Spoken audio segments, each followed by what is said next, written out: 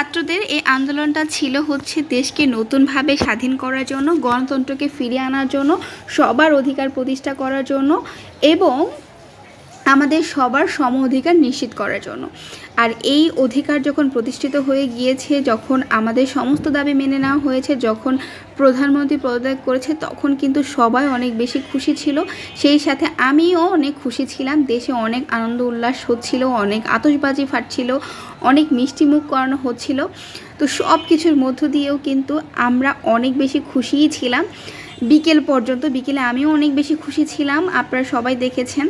একদম আমি বেশ অনেকগুলো রিলস ছেড়েছিলাম। গতকাল অনেক বেশি দুশ্চিন্তায় ছিলাম ছাত্ররা যখন আন্দোলন করলো বা সবাই যখন ঢাকায় উদ্দেশ্যে চলে গেল এবং আমাদের এখান থেকে যা যা কর্মসূচি করার সেগুলো করেছিলাম। আমরা মনে প্রাণে আসলে সবাই চাচ্ছিলাম যে ছাত্রদের অধিকারগুলো প্রতিষ্ঠিত হোক। একদম আমি যখন বিকেলবেলা বাহিরে বের হয়েছিলাম, তো তখন দেখতেছিলাম মা বোন থেকে শুরু করে সমস্ত বয়সের মহিলা পুরুষ সবাই কিন্তু রাস্তায় নেমে গিয়েছে আনন্দ উল্লাস করতে। তো সব কিছু ভালোই ছিল, বিকেল পর্যন্ত আমার কাছে ভালোই লেগেছিল। আর ওই আনন্দ উল্লাস দেখে যখন বাসায় আসলাম, বাসায় আসার পর যখন ফেসবুক স্ক্রলিং করতেছিলাম, তখন বিভিন্ন ঘটনার কারণে মন অনেক বেশি খারাপ হয়ে গিয়েছিল। যখন দেখলাম যে গণভবনে গিয়ে সবাই সব জিনিস একদম লুটপাট করে নিয়ে আসতেছে। আর সবচেয়ে বেশি খারাপ লাগতেছে যে মেয়েদের একদম প্রাইভেট জিনিসগুলো যখন বের করে একদম দুনিয়ার সামনে উপস্থিত করা হয়, ওই সব মানুষগুলোর ভিতরে আসলে মনুষ্যত্ব বোধ আছে কি না, তাদের ঘরে মা বোন আছে কি না, সেটাও আসলে ভাবার বিষয়। আমরা বিজয় উল্লাস করব ঠিক আছে, কিন্তু এইভাবে কখনোই না। আর আমার কাছে যেটা মনে হয়েছে, আমি বিভিন্ন ভিডিওতে বা বিভিন্ন পোস্টে যেগুলো দেখলাম, যারা এই সমস্ত নোংরামিগুলো করেছে, আমার মনে হয় না যে তারা কোনো মেধাবী স্টুডেন্ট, তারা কোনো ভালো প্রতিষ্ঠানের স্টুডেন্ট, বা তারা আদৌ স্টুডেন্ট কি না এটাও আমার সন্দেহ আছে যে যারা এই কাজগুলো করেছে। যারা এত কষ্ট করে ভালো মেধাবী স্টুডেন্ট বলেন বা ভালো ছাত্র সমাজ বলেন, যারা আমাদের এই আন্দোলনের সাথে জড়িত ছিল, যারা প্রাণ দিয়েছে, তারা আমার মনে হয় না যে এই ধরনের কোনো কাজ করেছে।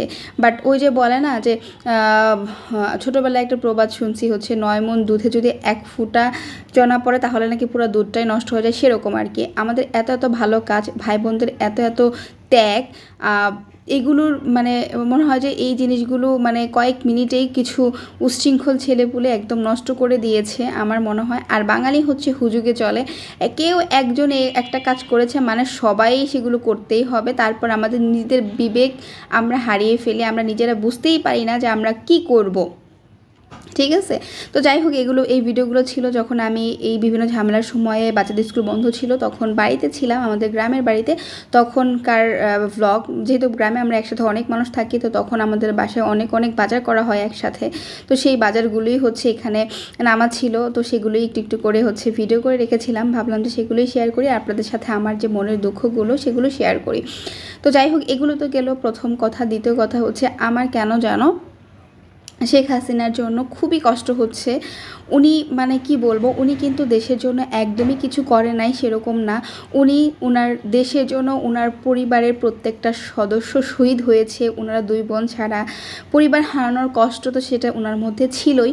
সেই সাথে উনি কিন্তু বাংলাদেশে অনেক অনেক বেশি উন্নতি করেছে। আমাদের পদ্মা সেতু হয়েছে, আমাদের মেট্রো রেল হয়েছে, আমাদের হচ্ছে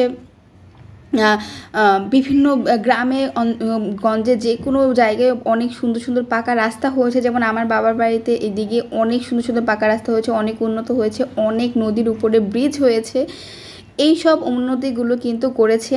আমার কথা হচ্ছে যে প্রধানমন্ত্রী যে সমস্ত ভুল কাজ করেছে সেরকমও না। তার যে সে তো আর একা রাষ্ট্র পরিচালনা করে নাই। দেখা যাচ্ছে যে তার সহকর্মী বলেন, তার সাথে যারা অন্যান্য মন্ত্রীরা ছিল, তারা হয়তো অনেকেই আছে লুটপাট করেছে, অনেকে অনেক কিছু করেছে, সব কিছু দায় কিন্তু তার একার না। সে একজন মহিলা মানুষ, তার মধ্যে হচ্ছে তার অনেক ভালোই বয়স হয়েছে। এই বয়সে এসে সে যেটা করেছে অনেক ভালো কাজ করেছে, এটা কিন্তু আমাদের বলতেই হবে। সে হয়তো 1টা খারাপ 2টা খারাপ কাজ করেছে, বাট অনেক ভালো কাজও কিন্তু সে করেছে। যেমন আমি প্রথমে বলবো যে সে হচ্ছে মানে আমার মনে হয় যে ছাত্রদের যে আন্দোলন যে প্রথমেই মেনে নিত, তাদের দাবিগুলো প্রথমেই মেনে নিত, তাহলে কিন্তু তাকে আজকে পথটা হারাতে হতো না। এখান থেকে আমাদের একটা শিক্ষার বিষয় আছে যে সকালবেলা ধনীর তুই, বিকেলবেলা পথের ফকির, মানে পথের ফকির আর কি। তো কখন কার জীবনে কি আসে সেটা বলা যায় না।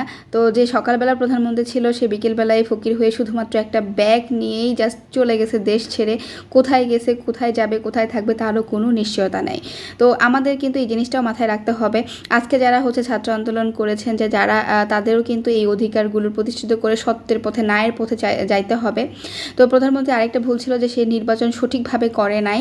জনগণের মতামত না নিয়েই কিন্তু সে অনেকটা জুলুমের সাথে বা হচ্ছে স্বৈরতন্ত্র করে আসছিল, গণতন্ত্রকে ভুলে গিয়ে। তো মানুষ হয়তো, অনেক মানুষ আছে যে তাকে চায় নাই, সঠিকভাবে নির্বাচন হয় নাই, এজন্য কিন্তু অনেক তাকে এই যে খেসারতটা দিতে হলো। তা না হলে দেশের মাটিতে অন্তত থাকতে পারতো, সুষ্ঠুভাবে বাঁচতে পারতো। এখন সে বাঁচবে না মরবে এরকমও মানে লাইফ রিস্ক হয়ে যাচ্ছে। তো যাই হোক, তো আমাদের সবাইকে বিবেক বুদ্ধি খাটিয়ে হচ্ছে চলতে হবে।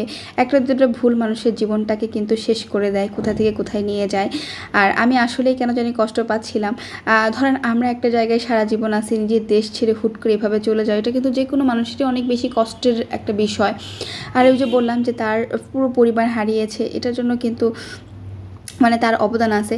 সেই সাথে আরও একটা জিনিস যেটা আমার কাছে খারাপ লাগতেছিল, সেটা হচ্ছে যে বঙ্গবন্ধু শেখ মুজিবুর রহমানের মূর্তি বা তার বিভিন্ন জিনিসপত্র নষ্ট করা হচ্ছে।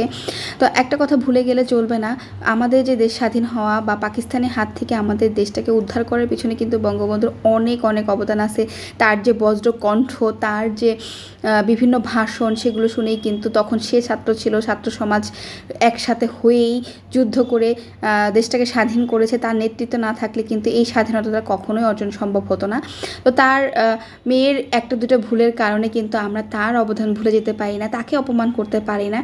সেই সাথে বিভিন্ন উচ্ছৃঙ্খল ছেলেপুলে যারা সরকারি বিভিন্ন জিনিসপত্র ভাঙচুর করতেছে, সেগুলো কিন্তু গঠন করতেই আমাদের আবার নিজস্ব ধরেন আমাদের ট্যাক্সের টাকা বা আমাদের নিজেদের টাকাই কিন্তু খরচ হবে। সো আমরা সরকারি জিনিস কিন্তু ভাঙচুর করব না, নষ্ট করব না, এটা আমাদের বুঝতে হবে। আর আমাদের সাথে একমত হবেন। আর অনেকে আছে যে যারা হচ্ছে বিভিন্ন দ্বন্দ্ব বা বিভিন্ন বিশৃঙ্খলা বাড়ানোর জন্য হচ্ছে সরকার দলীয় না হলেও, মানে আওয়ামী লীগ না হলেও অন্য দলের হলেও কিন্তু বিভিন্ন ধরনের গ্যাঞ্জাম করতে পারে বা করতে পারে, যাতে হচ্ছে হতে পারে, মানে অনেক ধরনের রাজনৈতিক বিষয়গুলো আসলে আমরা এতটা ভালো বুঝি না। তো সেই জন্য আমাদের সতর্ক থাকতে হবে, আমাদের দেশের সম্পদ নিজেদের রক্ষা করতে হবে, দেশকে বাঁচাতে হবে। এবং হিন্দু ধর্ম বা বৌদ্ধ ধর্ম বা মুসলিম ধর্ম সবাই কাঁধে কাঁধ মিলিয়ে থাকতে হবে, কোনো ধর্মের প্রতি অত্যাচার করা যাবে না। আর আমার এই কথাগুলো একদমই মনের কথা, মনে হলো যে এই কথাগুলো আজকে না বললে আমার ভালো লাগবে না, তো এই জন্যই বললাম। আর এতদিন যেহেতু মন খারাপ ছিল, বিদেশের বিভিন্ন পরিস্থিতি, মানুষের মরে যাওয়া, এগুলো দেখেই, হত্যাকাণ্ড দেখে কিন্তু কোনো রকমের কোনো ব্লগ শ্যুট করা বা শেয়ার করা হয়নি আপনাদের সাথে। তো আমি জাস্ট হচ্ছে কয়েকটা ভিডিওতে অংশগ্রহণ করেছিলাম, সেগুলো ছোটো ছোটো ক্লিপ আকারে আপনাদের সাথে শেয়ার করেছি। আর দেশ স্বাধীন হয়েছে যেহেতু নতুনভাবে, তো এই জন্য আজকের ভিডিওটা শেয়ার করলাম।